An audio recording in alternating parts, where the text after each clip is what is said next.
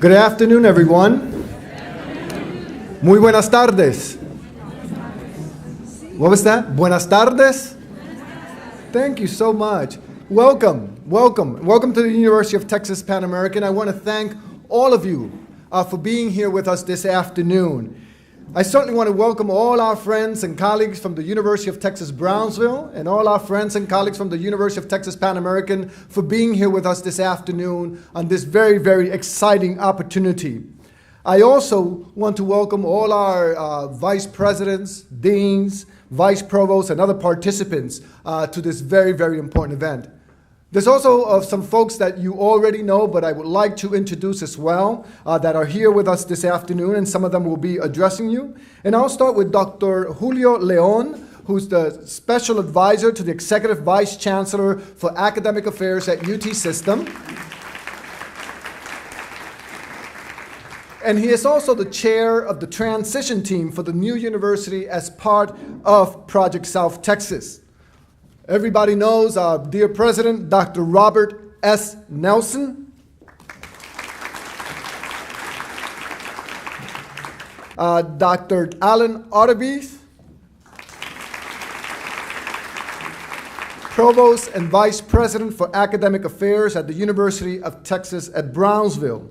Also, everyone in this room should get to know three colleagues who have taken the leadership role in this process as well and will be the liaisons for the academic program working groups. So let me introduce Dr. Jana Arney.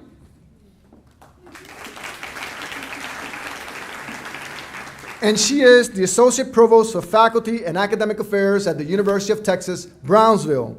Dr. Cynthia Brown, Vice Provost for Graduate Education at UT Pan American, and Dr. Kristen Croyle, Vice Provost for Undergraduate Education at the University of Texas Pan American. And before we proceed, as you can see, this has been a very complex and complicated process and very arduous process that took the hard work of a whole bunch of people to really put this together. So I really want to thank all the staff at the University of Texas Brownsville and all the staff at the University of Texas Pan American in both the offices of the provost to really put all this work together. So thank you very much to our staff, and I ask you that you please give them a round of applause.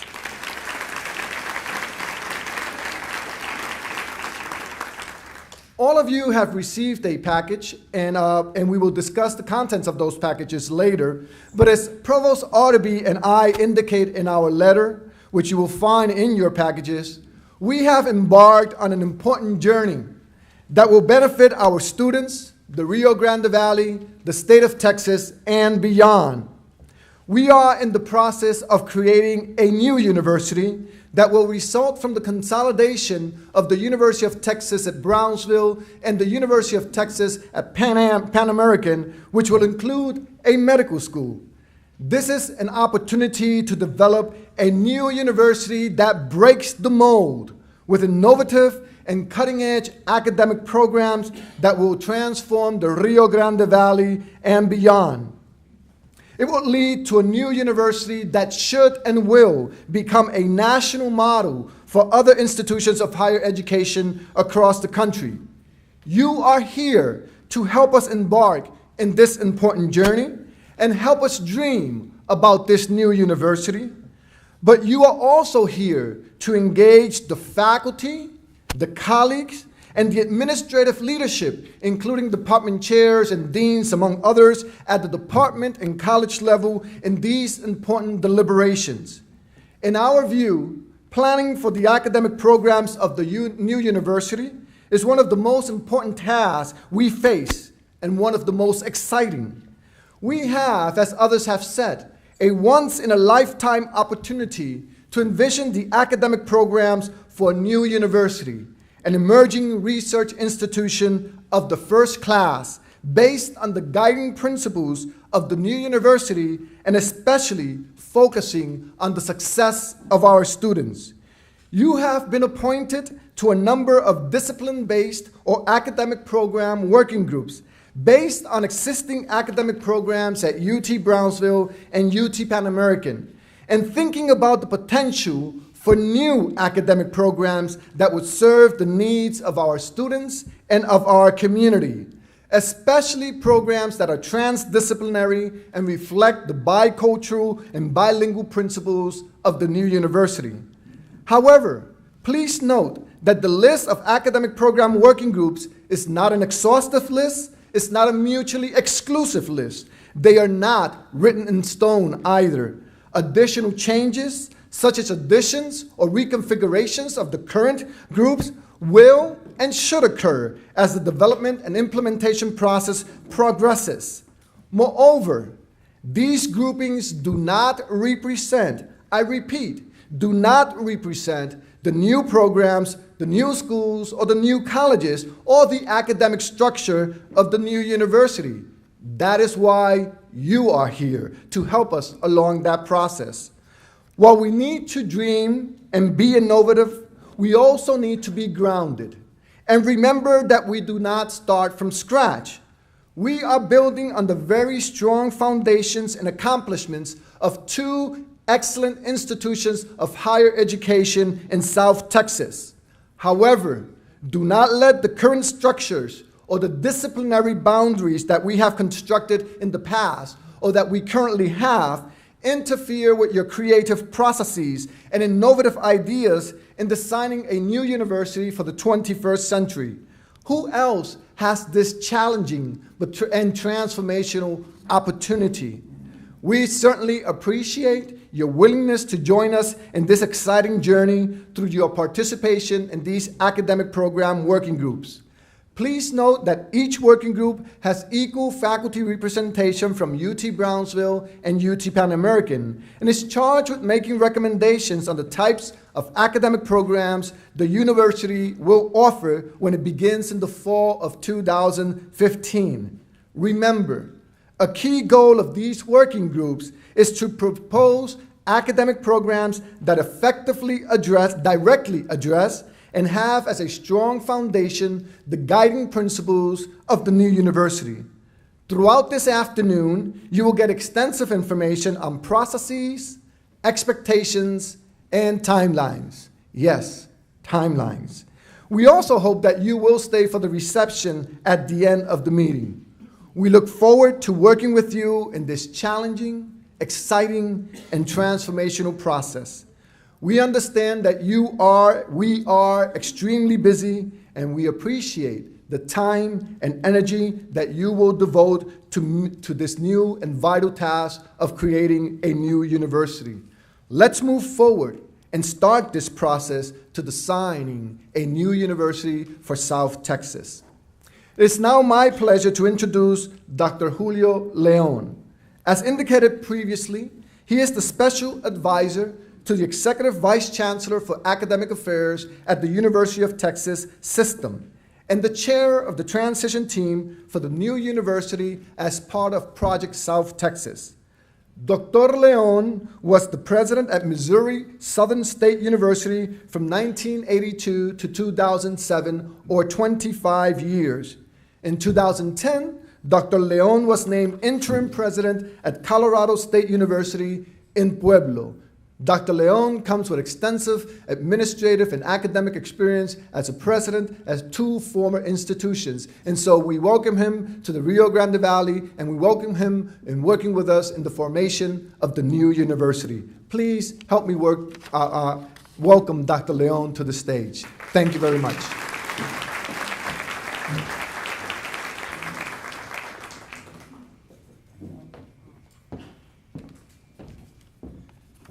Thank you so much, Dr. Rodriguez, and good afternoon. It's a tremendous pleasure to be here and to be part of this enterprise, this adventure. Because I'm pretty sure after hearing Dr. Rodriguez, you realize that nobody in this country is doing what you are about to do.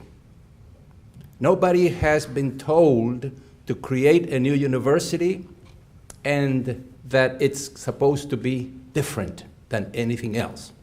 After listening to Dr. Rodriguez, I think it's fair to say, if it's Working, break it. That's going to be, in essence, your command. Because we are looking for new things. We're looking for new ways of doing things. All of that within the framework of those guiding principles that the board has passed on to us to think about them. So to get us started, I have chosen to show a video. It's a little long, and the members of the transition team were not too happy about it because it'll take a long time, a big part of the agenda here, but I believe that it encapsulates very well what you are being asked to do and think like. There is another reason why I believe it will be good for you to see this video, because as members of the panel, there are two individuals who are very likely to come and be participants in your work as consultants. And as a matter of fact, one of them, and you will see him, is a member of the UT system, and that's Dr. Stephen Mintz, who is the director of the Institute for Transformational Learning at the UT system. This panel that you're going to see is entitled Reinventing the University for the 21st Century. Reinventing the University for the 21st Century. And it was part of a major conference that just took place last month in New York City. It was organized by Time magazine. And this is just but one panel. We will provide you the information on where and how to access the presentations of the other panels, but they were all related to the theme of how do we reinvent a university for the 21st century. And you, those of you who subscribe to Time magazine may already have seen the cover of one of the recent issues. It's a kid with a graduation cap and says, the class of 2025. That is the end result of this conference. So this particular presentation, I believe, will set the stage for much of what we want to do over the next few months. And after the video is over, I will conclude my remarks and we'll proceed with the program. So at this time, we'll just go on with it.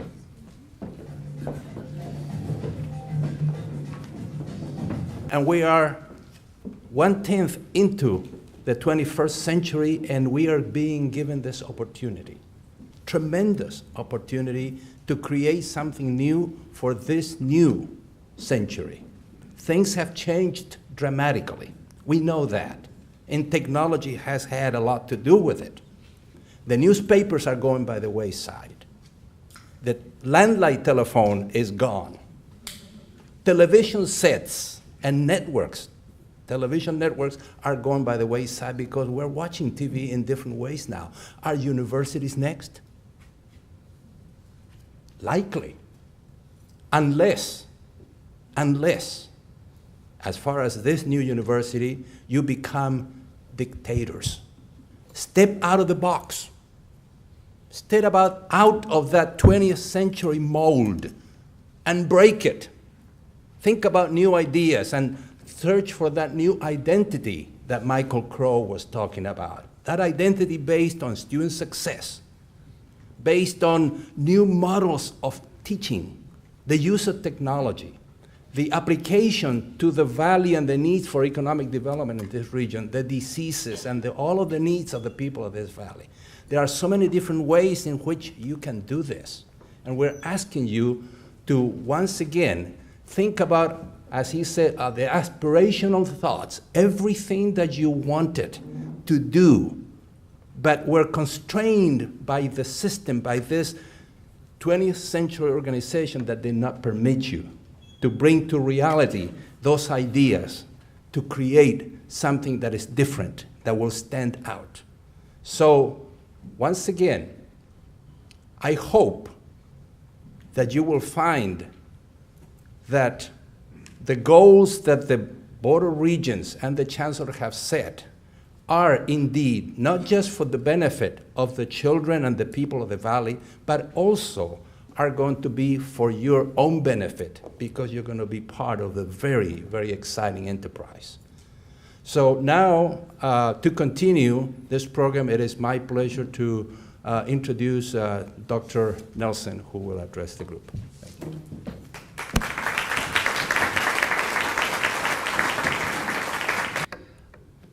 You are an amazing group. You were chosen to be to do this because your administrators, your deans, your provosts all believed that you had it in you to create a new university, that you would be the ones that would take the academic side and start thinking about programs in new ways, and whether it's combining like they did at Arizona State, it may be by breaking it apart in other ways. You may end up with more programs than you have. You may end up with different ways of moving forward.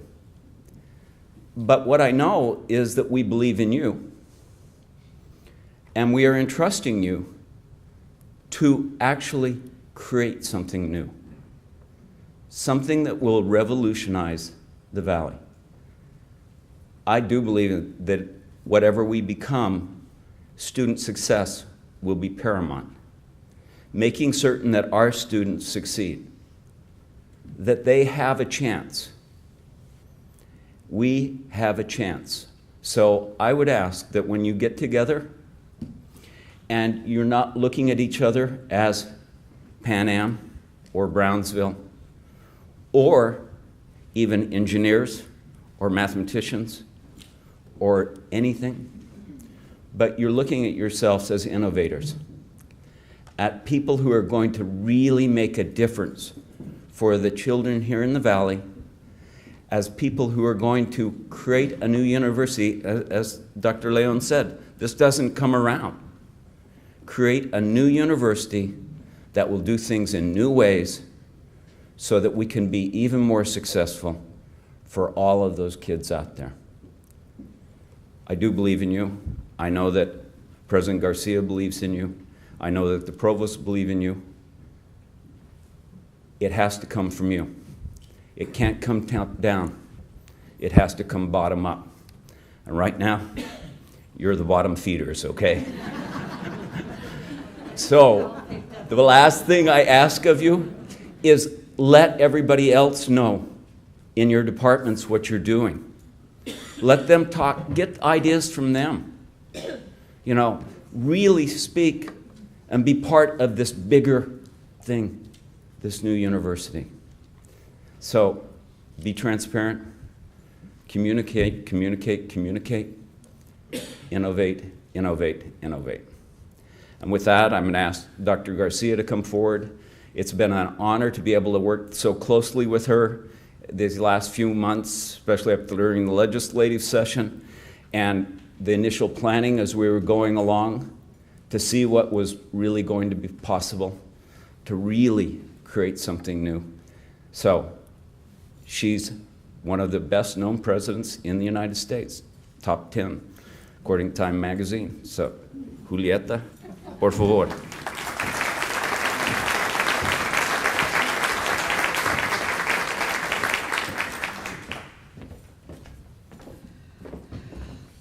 What do they know at time? It is please forgive me for not dressing up. I notice all of you are very nicely dressed up. We did not come this way to insult you or to dress down the issues. It just so happens that today is the day, once a month we get together at University Council and we wear our shirts, and that was this morning. And so that is why we're here in our shirts. It is a pleasure to have gotten to know Robert in the way that we have over the last few years. You know, if today were the end of this adventure, it would have been worth it. Because just in the last couple of years, we have connected with each other at Pan Am and Brownsville in ways that, for whatever reason, we never have before. And part of it was a structure of our eternal competition of two small schools, you twice as big as we are now, but always in a kind of a competitive and fierce competition to move forward. It is such a great relief on my part to be able to think about how marvelous this is going to be now that we can combine our assets and rethink our strengths and our weaknesses. So if it were over tomorrow, if we got nothing more to do in work, it's not going to be, but if it were, it would have been worth it to get to know Robert, to get to know all of you that I have got to know in the administrative staff, and I hope for faculty that it will be worth it for you as you get to know each other more. This morning I was thinking, because it was a beautiful morning, we were arriving early on our campus to attend a meeting, and our baby trees that we had planted years and years ago, I always worry about trees on our campus because we can't afford to buy the big ones, right? So we buy these little palitos, these very little trees that have a circumference of this on them. And I have nightmares about somebody coming at night and just, I know, but it's a terrible nightmare, but I've always had it. And then I see them year after year, nobody does it, and they get bigger and they get lovelier. And now there's a little canopy in places that were sunny just a few years ago. And I was reminded of a story of John F. Kennedy when he was president. And he wanted the gardener at the White House to plant a certain kind of a tree.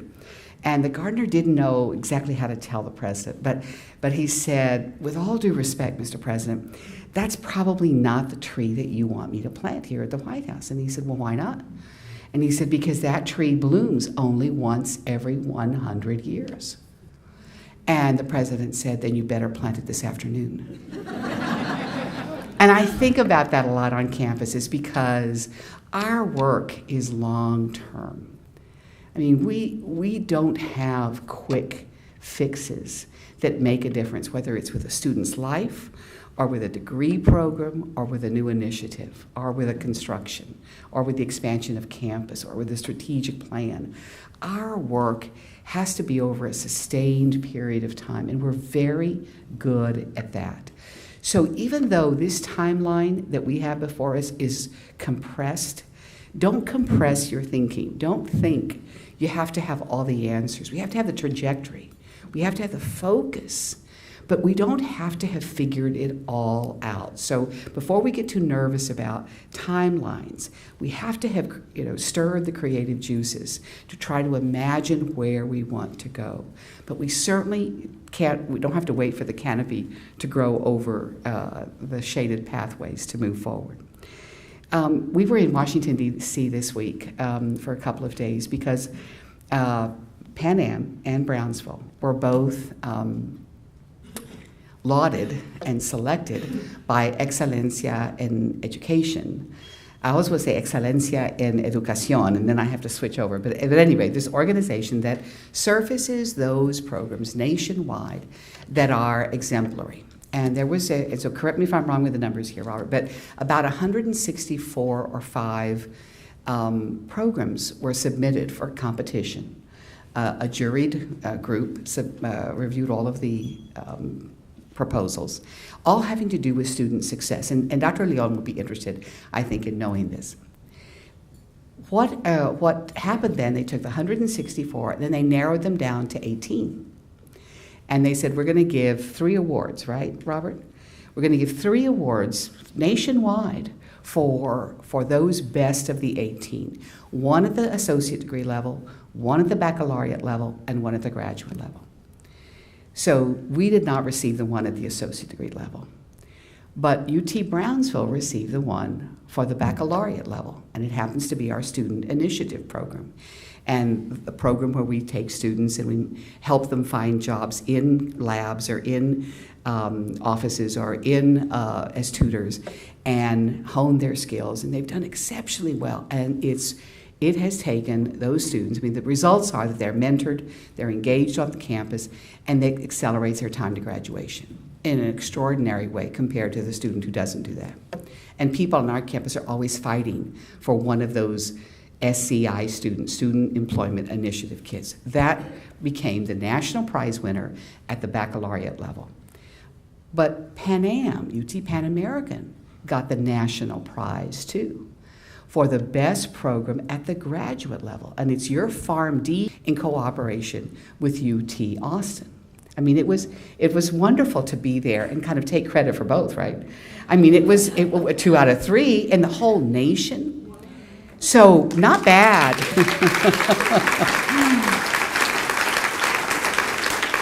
So I tell you that story because I was kind of, you know how you're at an event and you're not in it, you're just watching it. And so I enjoyed just watching that moment happen. That the fact that we were able to recognize, oh, and then we had another program, sorry, we almost left you out, Dr. Buniev. We had a third program, Dr. Buniev's Science, Math, and Technology College at UT Brownsville, also in the top 18. So out of the 18, we had 3 programs. Not bad at all nationwide. It was no accident then, I thought, that the next day we went to the Congressional Hispanic Caucus, and of all the people in the world that could have gotten the big award, aside from Salma Hayek, that I think looks a lot like me. And when a movie, I know this is a stretch for her, but when a movie is made about all of this, I want Salma to, you know.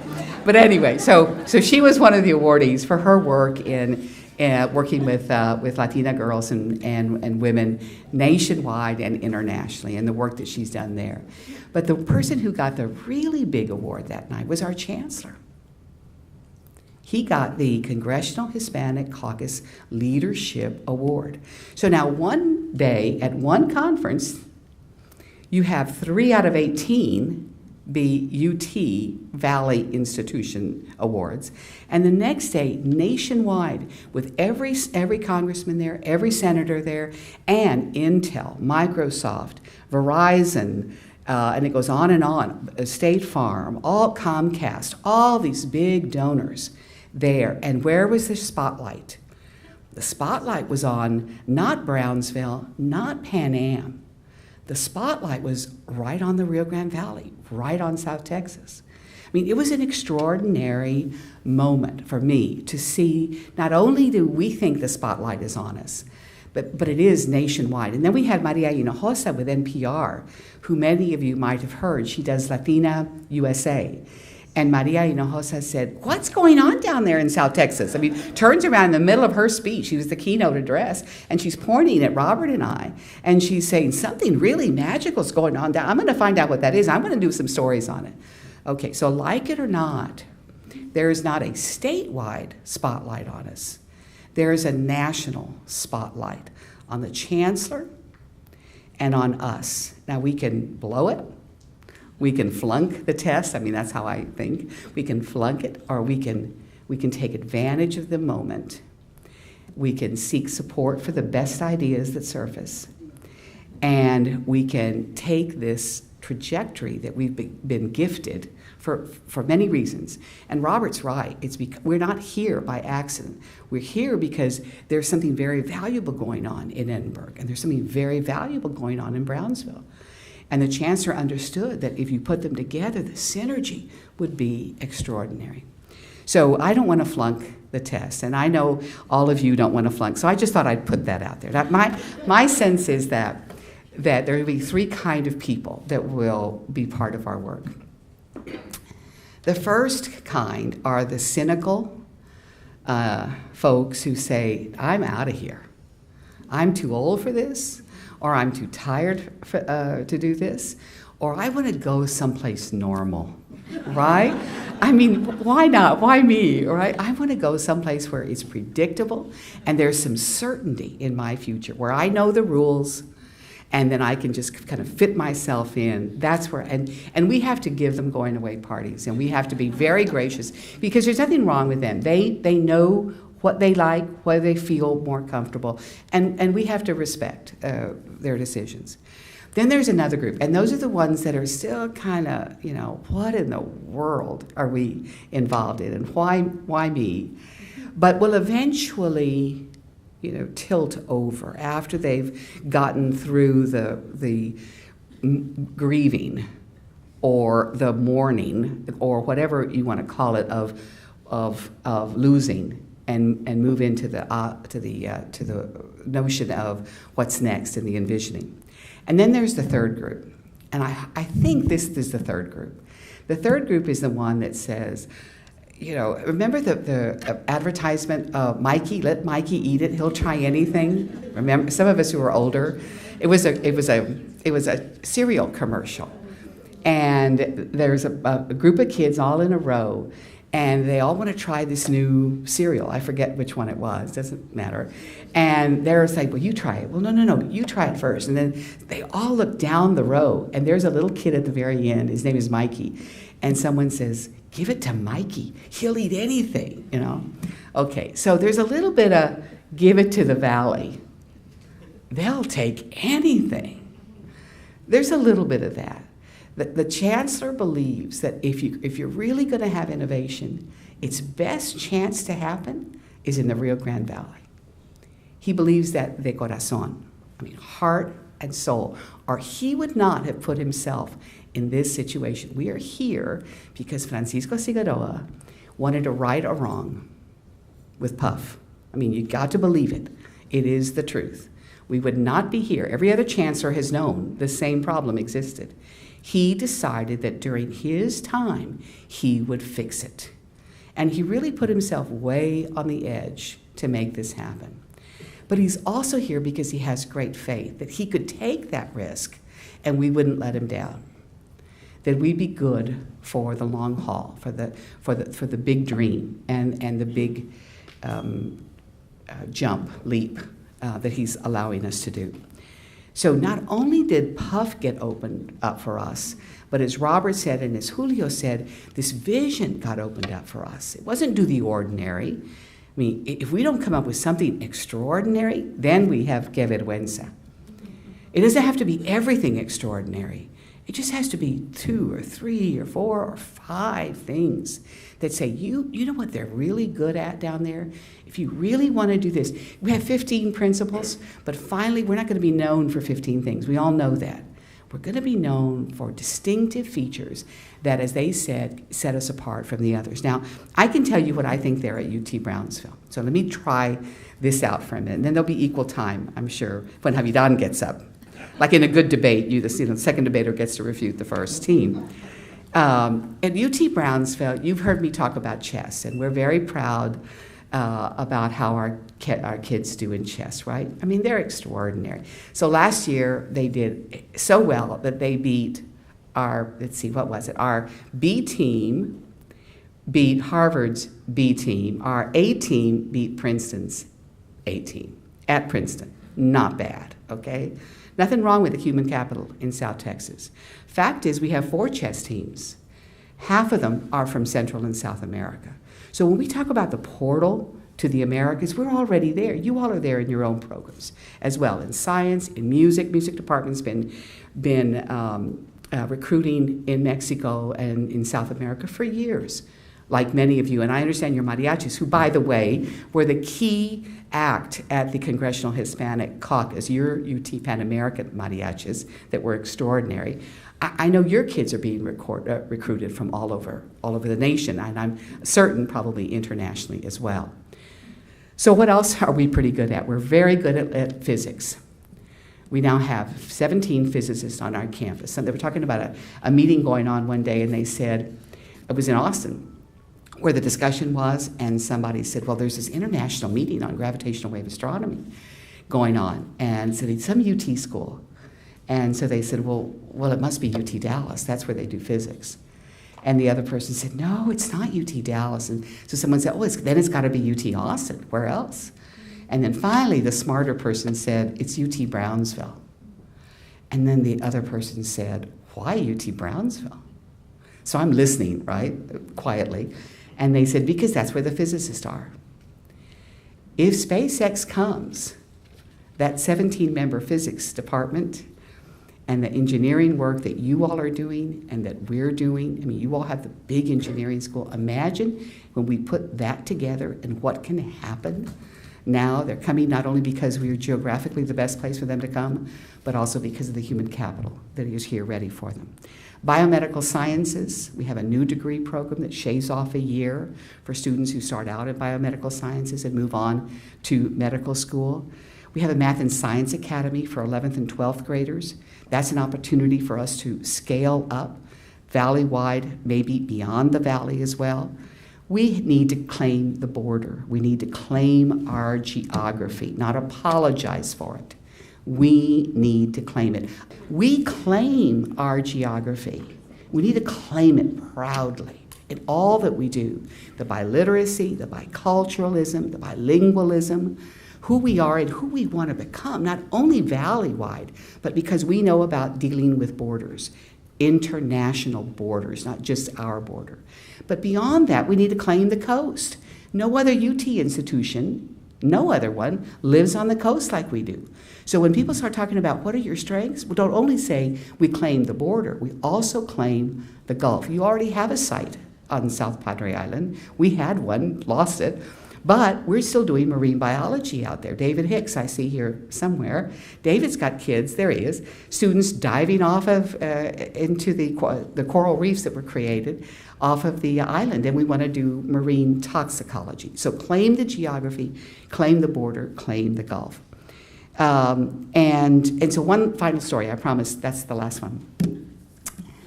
And it's about a student who came to us to learn music, to learn how to play the piano. And I see Michael Kwan's here. I don't know if I see Tom, and Tom's here. Okay, so this is a student who came to play piano, and the student had no legs, and was a wonderful pianist.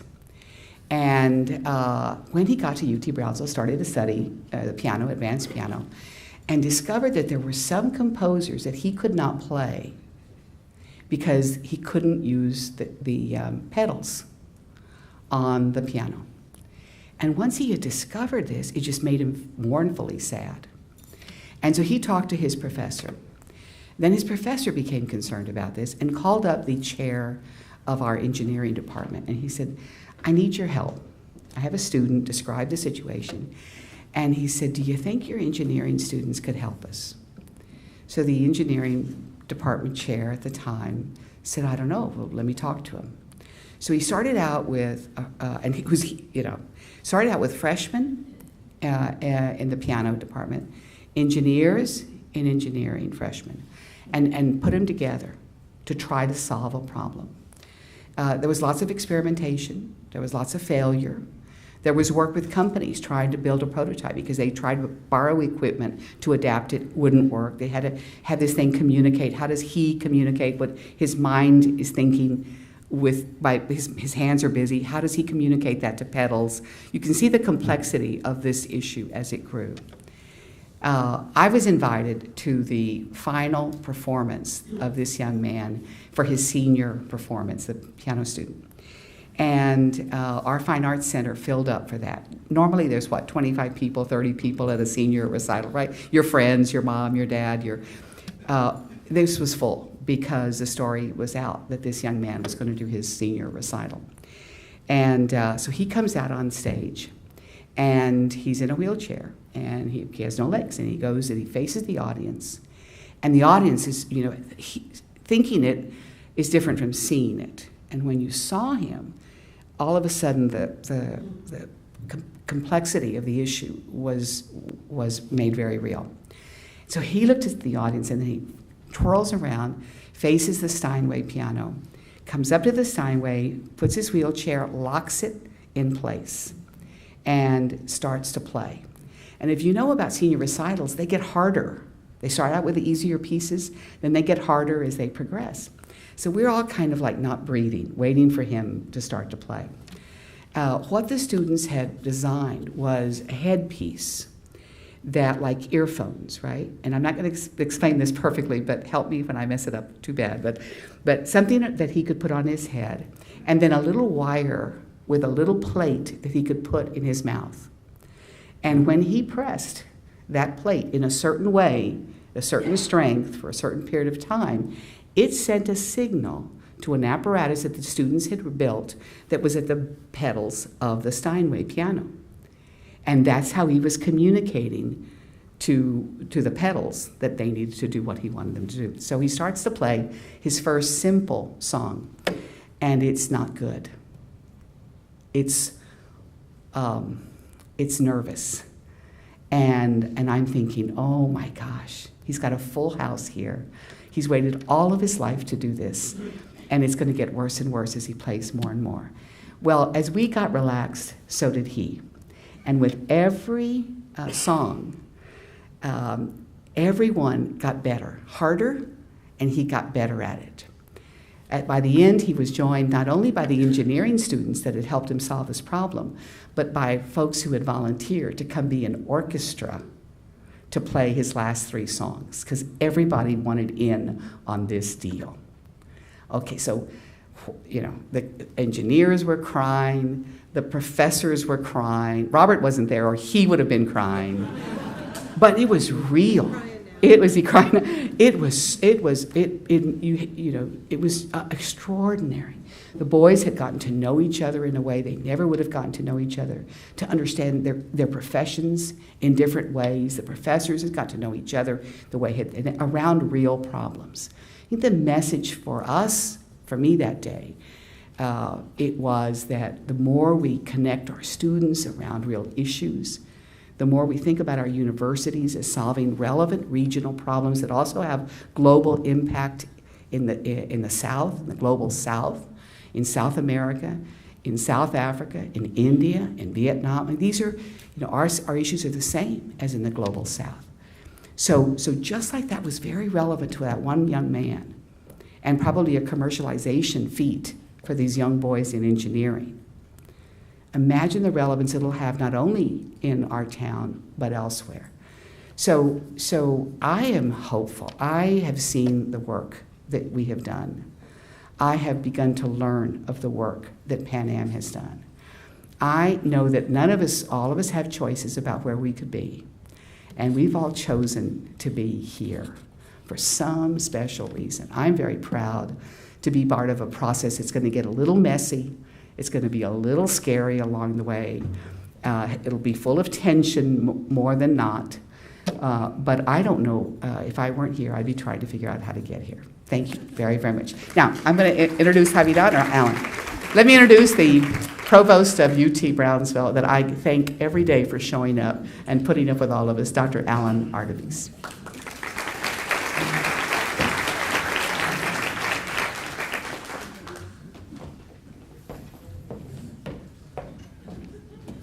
Thank you, Madam President. Good afternoon, everybody. It's now time to get down to work. They get to say all the elegant stuff, and I have to talk about what you need to do over the next 4 or 5 months. So if you haven't opened your kit yet, please open it.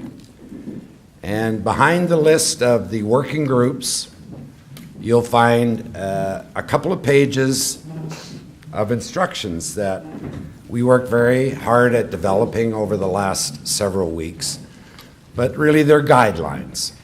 We know that you will come up with other ideas and other approaches, but we want to help you produce a product that we will find useful to compile into a vision for this new university that we're creating. First, I want to clarify something, because as President Nelsen said, you should be communicating with your departments, and we say that within our document. But just so you know, the larger structure of what we're doing in the consolidation process. So you are the academic programs working groups. You're dealing with degrees, new departments, new ways to organize ourselves, new initiatives in research and other areas. There will be a second group of academic working groups dealing with administrative issues, learning and so forth, and those groups are being set up as we speak.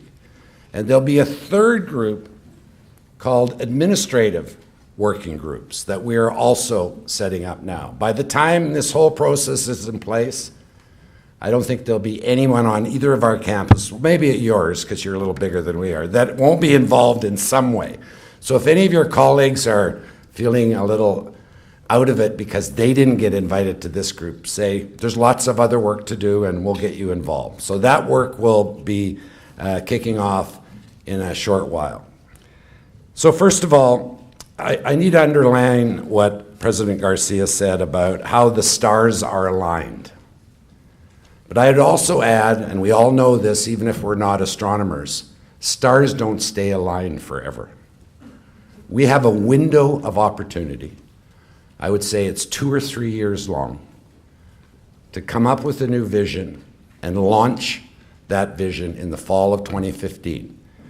As she noted, it doesn't mean we're going to start with every new program and every idea that we put into our vision, but we start on a trajectory that we have mapped out over 2 or 5 or 10 or 15 or 20 years.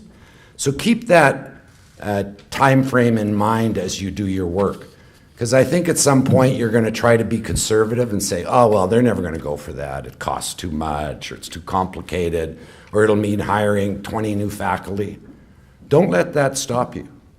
Think and dream big. We may not reach the vision that we set out for ourselves until 2020, but that's all right. We want that vision to be an absolutely compelling one. So your job in your working groups is not to deal with administrative issues, but to talk about new academic ways to organize ourselves. And just to underline what Havidán has already said, the working groups you're in are not some subtle way we're telling you that those are the new colleges. They're not. There's nothing behind them rather than a practical way to try to get groups of a reasonable size to work together.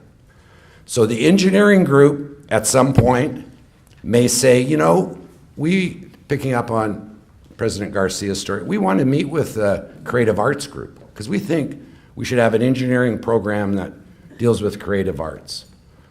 Those kind of cross working group relationships should be things you're thinking about. At ASU, the College of Nursing is called the College of Nursing and Health Innovation. They put it right in their title. So at some point, the nurses might want to say, you know, we need to meet with the business school about how we can be more innovative in managing healthcare, or with the engineers for biomedical engineering, or the biomedical group. So don't think just because we've organized you this way that you can't break out of those boundaries and cross to other areas. So we're asking you to describe a new structure, to list the kind of academic degrees that you think we might develop over the next several years, and to describe how those programs reflect as many of the guiding principles as you can relate to, particularly the bilingual, bicultural, biliterate, and the gateway to the Americas principles, which we think, as President Garcia said, may be the thing that will make us a unique institution in the constellation of universities in this country and around the world. So let me just offer you a little bit of advice. I like to think of universities as learning and discovery enterprises. And keep that in mind. It came up in the video, it'll come up in your discussions. So in your work, I would suggest that you need to do a couple of things critically for all of us. First of all, we need to conceptualize this university. What 3 things or 5 things will we be known for? ASU, and I taught there for 8 years and I was administrator, you got taught very early on. Someone said, what's ASU about? You could rhyme off, it's about 3 things: access, excellence, and impact. When we go forward, if someone said, what's this new university about? We should have our elevator speech ready. So work on an elevator speech from your perspective. Secondly, we have to really create a unique identity for our institution. As we've been told by the Board of Regents and the Chancellor, we weren't just to come together and put our assets together and keep on doing business as usual. We are to become a research university. We are to become a university of the first class. We are to become an example within Texas and the United States as an institution that is the gateway to the Americas, that embraces its geography, that does things in new ways. It's not often in universities, which are often the most conservative organizations in our society, that you're given the kind of direction and opportunity that we've been given. And I would ask you to keep in mind 5 words as you do your work. We need to be innovative. We need to be adaptive. We need to differentiate ourselves from, what did President Crow call it? Generic state universities, GSUs. We need to be agile. Because keep in mind, and don't think of this just as competition, the other 5,000 universities in the United States are also challenging themselves. We need to be better than they are at doing that. And we need to be resilient. One of the things you don't often hear about in investigating Arizona State University is all the failures there were there. Because Michael Crow was one of these guys, he threw 20 balls in the air, and if he caught 4 of them, he figured, I'm doing really well. So don't be afraid to fail. If there's some ideas that don't work out, that'll be all right. We'll learn from failure, as we all know in our personal lives. Let me just leave you with a couple of examples of innovative ways that you might think about this challenge.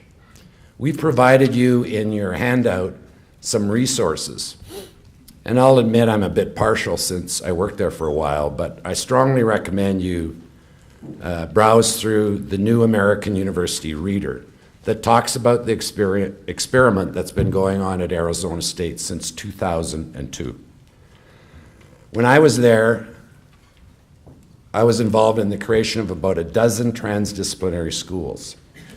It was very exciting in all kinds of ways. Just in one college alone, here's an example, and the first thing you'll ask, and I think that's what's intriguing about it, I wonder what that means. So you want to go and look at what's behind this name.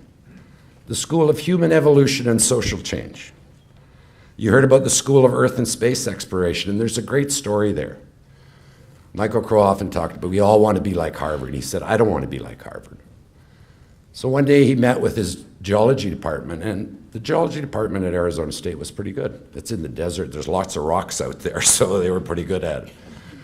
But the best department in the country was at the University of Chicago, that had the best rock collection in the United States, one of the best in the world, and a $50 million endowment. So Michael said, we're never going to catch up with these guys, ever. All we're going to do is be frustrated. We may be ranked 200 and we may end up being 175, but we're never going to be the top 1 or even in the top 10. So the heck with that. Let's combine these departments and think up something new. Hence the idea for the School of Earth and Space Exploration that had at its heart something that no one else was doing. And ASU learned that from NASA. They went to NASA and said, when you're hiring people, what are you looking for? And they said, we have a great problem. We hire great engineers and we hire great scientists, but they don't know how to work together. So what we're going to do is organize a school where the graduating project is a mission of some kind that you do as a team. So you learn teamwork right in college, and those are the graduates that NASA wanted to hire. And guess what? The School of Earth and Space Exploration is ranked #1 in the United States because there are no other ones.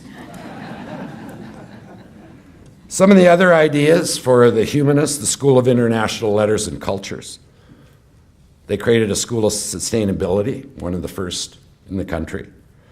And the School of Arts, Media, and Engineering. That's pretty intriguing, isn't it? Look behind that. To talk about engineering just for a minute that the president mentioned, there's 5 departments now in the College of Engineering at ASU. One is the School of Sustainable Engineering in the Built Environment, the School of Electrical, Computer, and Energy Engineering, the School of Biological and Health Systems Engineering, the School of Computing, Informatics, and Decision Systems Engineering, and the School of Multi-Scale Science and Engineering. I don't know about you, but in every case, I'm intrigued. What does that mean? But that just gives you some idea of how you could think outside the box. And I want to challenge you, don't think that you have to have all the assets there now to create this new entity. That's what building a new university is about. We all know that we are one of the fastest growing regions in the state and the country. So there will be a lot of new hires in the next 2, 5, and 10 years. And we are now have access to STARS money. Not Valley Stars, but the real STARS money. And we can go out and do cluster hiring in a big way. So think big, be greedy about wanting to really develop a program that is first in any way that you think about it. I think it'll be an exciting time, and I, for one, am looking forward to working with you. I'm now going to ask my colleague, Jan Arney, to come in. No, it's Havidán first, sorry. Havidán to come forward and talk about collaboration and communication.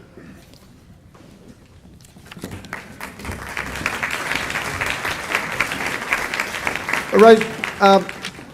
Thank you, Alan. We want to get the groups working and get to some sort of having a conversation among yourselves. So we want to talk about meeting logistics, and we also want to talk about the breakout groups and the roles and responsibilities that you have in each of these groups. So one of the most important things about this is going to be collaboration, coordination, and communication, right? The three big C's. And we always hear all that, right? You got to collaborate, you got to coordinate, and you have to communicate. Seems quite simple and quite easy to do, but this is going to take some time and some discussions. People are going to step into your comfort zone. People are going to step into your disciplinary areas, which you sometimes protect so much. Many of you walked in the room today with your UT Pan Am hat, right? And so you think you represent UT Pan American. And I'm going to tell you, remove your UT Pan American hat and put on the UT Brownville's hat. And some of you, many of you, came in with your UT Brownsville hat, and you think you represent your institutions. I'm asking you to take off your UT Brownsville hat and put on the UT Pan American hat. And then after you do all that and you start learning about each other, I'm asking you to remove both hats and think about the new university. That is who you are representing. I do research in disasters. I'm a disaster researcher. One of the focuses is on risk communication. In risk communication, when you think you've done all the collaborating, coordination, and communication that you think you need to do, when you think you are just perfect in that direction, start all over again, right? I approach communication from three angles. As a disaster researcher, and we know that in disaster research, risk communication, it's about the frequency of the message. You want to keep repeating that message to your colleagues and your department colleagues and your institutional colleagues. It's about the frequency of the message. It's about the consistency of the message. It's about getting the message out right. And so that you have representatives within your working groups that are taking out a frequent and consistent message to our community so that our community is informed. You are not here to make decisions about the new university. You are here to think about innovative ideas, innovative programs, to dream, but you're here representing the university yet to be. I ask you that you go back to your faculty members, your colleagues, your departments, your colleges, have those conversations, keep them informed. I also approach communication as a provost. And when I think I've communicated everything that I can to every single faculty member at the institution, guess what? People tell me, we don't know about this. You never said this. We never heard the message. You told the 150 people in this room, but the information never got down to me. It didn't trickle down. It is your responsibility, right? Your major responsibility to ensure that that information trickles down. And I also approach communication as a father and as a husband. And just when I thought my sons and my daughters understood what I said, guess what? Something got lost in translation. So don't forget, collaboration, communication, and coordination. And when you think you got it right, start all over again. Because if we don't do this effectively, and we do not keep our colleagues informed, and we will not generate their feedback, we're going to have problems along the road. And we will have problems along the road, but we need to keep our colleagues informed. From Dr. León to the presidents, to the provosts, to all of you, it is incumbent upon us to keep everyone informed and gather and generate feedback that will allow us to create these new and innovative programs. Again, quite simple. Collaborate, coordinate, and communicate, and I'm sure that you will do exactly that. So Jana Arnie is now going to talk about some of the meeting logistics so that you know what's going to take place and what resources are available to you as well. Thank you very much.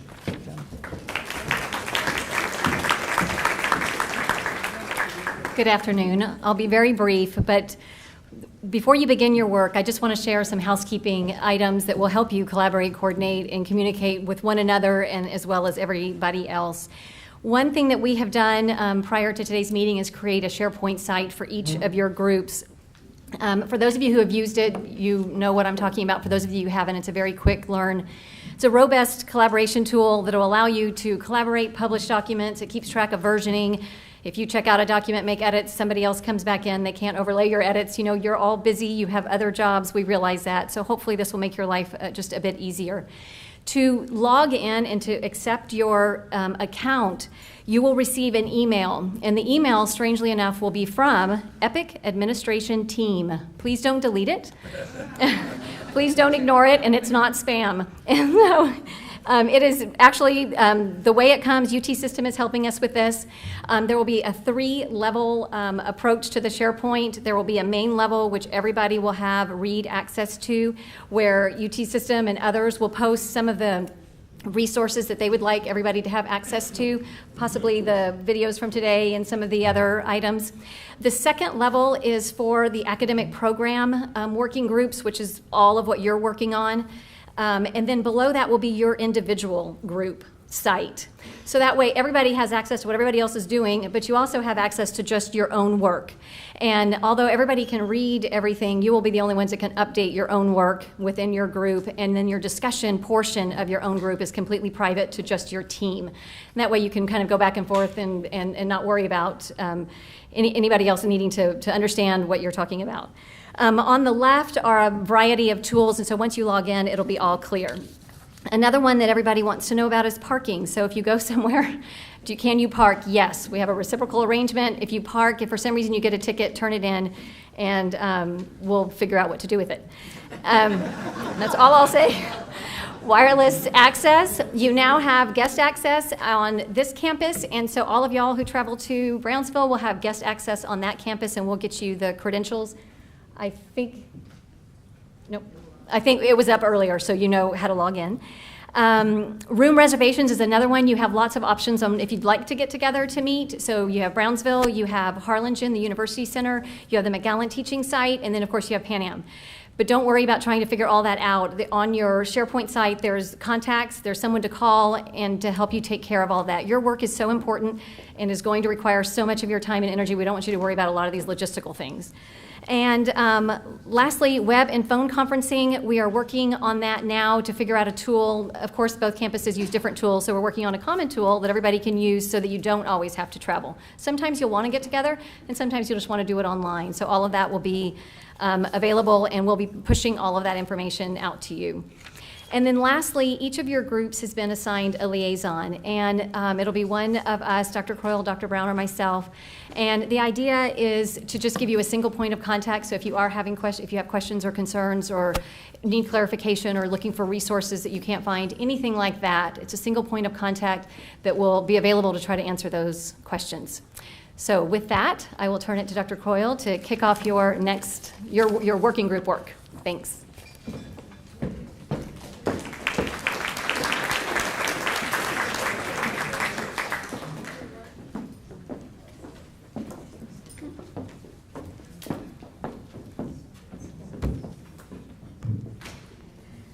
Okay, so this is your first meeting, right? This is your first team meeting as well. So you may have noticed we made a little switch in the agenda. You still will have a Q&A opportunity. We're going to put the Q&A opportunity after this portion, so keeping track of your questions. We'd like you to kick off your team meeting. At this point in the meeting, I'd like you to start by introducing yourselves to each other. In case you haven't met yet, please say a little bit about yourself so that people know who you are, a little bit about your background. And your first job will be to identify co-chairs. We'd like you to have a chair from UTPA and a chair from UTB. And we'd like one of those people to be the communication lead, like a single point person that will go back and forth between the liaison and the team so that there won't be cross messages and things like that. And in case you haven't figured out who your liaison is yet, you realize it's on your membership list. Each liaison is at the bottom of each. Then your next job would be to set a meeting, your first meeting date and time and location. Pick where you want to meet. Even before you have SharePoint access, as soon as you have that meeting time set, you can go ahead and communicate with one of the staff members. There's a little handout, your logistics handout, that has 2 staff members listed. And you can communicate with either one of those to make room reservations at any site. And then your first discussion task, which you may have a chance to get into a little bit today, but you may not, is to start thinking about innovative programs around the country that you want to look at as models. So some things for you to consider, like what programs are you aware of that have really meaningful connections to their communities, to their community resources, their strengths, their needs? What programs are you aware of, for example, that produce excellent and innovative research and also engage their students in the excitement of learning? What programs are you aware of that have significant transnational ties in education or in health or in research or in industry or in business? What programs are you aware of that recognize and support and cultivate their students' strengths, including their cultural strengths? And so on. All of those programs, what makes them unique is probably some kind of organizational feature. You may say, well, these programs have tons more money. That may be the case in some cases. They have these great faculty. Yeah, but they probably didn't start with those great faculty. There are always organizational features that help to support that innovation or organizational features that prevent innovation. And I'm sure you have had this experience over and over, right? The person across campus who would have been perfect for your project 3 years ago, but you didn't know they were there. Just for example. There are organizational features that support innovation. So take a look at the programs that you think are truly innovative in a variety of ways, and look at the way that they have organized their academic units. See if that gives you ideas about how we could organize our academic units to support innovation and some of the guiding principles of the new university instead of to get in the way. Now, before you leave today, because this is my time, so I get to tell you whatever I think is important. Before you leave today, please communicate your co-chairs and your first meeting time to your liaison. So even before you have SharePoint access, you have made face-to-face contact with your liaison, and that they can help you, we can help you with whatever needs you have in setting up your first meeting. And I know you're thinking of questions. You can always ask questions. But during the question and answer period, we'll also be distributing feedback cards. I'd suggest that you wait to write your question until you see if it's answered in the question and answer period, but that's up to you. So we will distribute some feedback cards so that any questions that you have by the end of the meeting or any feedback that you have an opportunity to provide that for us. So we'll distribute these to your tables while you're talking. At the very end of the meeting, there will be a basket by the door for you to drop off these feedback cards. Okay, is your task right now clear? So we're going to give you about 15 to 20 minutes. Introduce yourselves, set up your first meeting, and if you have immediate ideas on innovative programs. Are we good? Some Q&A now, just in case it's about what you're about to do. Do you have questions right now that you want to pose before you start your work? And I have understood there is a question. There is a bathroom right through that door. Do you have any other questions right now before you start your work? Did I hear one in the back? Nope. Okay, about 15 minutes for your group time, 15 to 20 minutes. Well, it sounds like we're off to a good start. Just in the final few moments, I want to provide another opportunity for any of you to ask any questions of myself, my colleague at Pan Am, the presidents, Dr. León. So anybody have any comments they'd like to share with all of us or questions they have for us? Don't be shy. You're not shy, I know that. Okay, remember to make sure you provide the name of your communication link to the liaison that's assigned to your group before you leave today. The comment cards on your table, will be a little basket at the back of the room that you can drop them in. We have some wonderful food provided by Pan Am for us in a moment. I'm going to ask my colleague come forward. He wants to invite particularly the Brownsville people to a very special event that Pan Am has become quite well known for. Havidán. So I just want to extend, and on behalf of President Nelsen as well, extend an invitation to all of you, Brownsville and Pan Am folks, to the Hispanic Engineering, Science, and Technology Week. HESTEC, as you know, this has been taking place at Pan Am for a number of years now. It brings together folks from across the country, both from higher education, from industry, from local, state, and federal government. Federal government, I hope, if they are operational by next week. We start Monday with Educator Day, Tuesday with Student Leadership Day, Wednesday, Latina Day, Thursday, Robotics Day, Friday, Career Expo Day, and then we conclude on Saturday with a Community Day. And literally tens of thousands of people come through UT Pan Am for this very, very important event. So I ask you to come join us and celebrate HESTEC at UT Pan American. Thank you. On the website. And the agenda is on the website, utpa.edu/HESTEC. Great. Thank you. So all the science groups need to meet at Pan Am again next week, sounds like. So, thank you very, very much for agreeing to take part in this very important work. Our team looks forward to hearing from you, working with you, interacting with you, and most importantly, hearing some of the exciting ideas that you're going to generate. So please partake of the reception that Pan Am has arranged. We're going to get some wonderful music as well, I see. So thank you again and have a great weekend.